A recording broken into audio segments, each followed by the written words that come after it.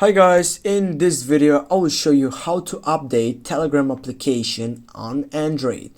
Firstly guys, I need to mention that don't worry, if you have an iPhone it is the same process. We are working now on Android. Firstly, what you need to do is to go on the Play Store and then type for Telegram.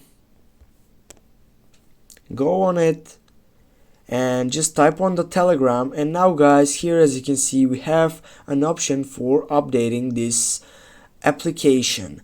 But what will be if you don't have this option? That means that you have the latest version of the Telegram application. Just go on update and then you'll need to wait for the new update which is included in this Telegram application on the site.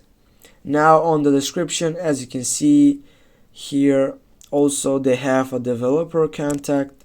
Also, if you have any questions to the Telegram organization, you can go just on this email and just support telegram.org, and then you're gonna ask them questions. Just as you can see, we have downloaded, or we have just updated the Telegram application, and now we're gonna just open it, and you need to take a refresh, and now guys, we have done it.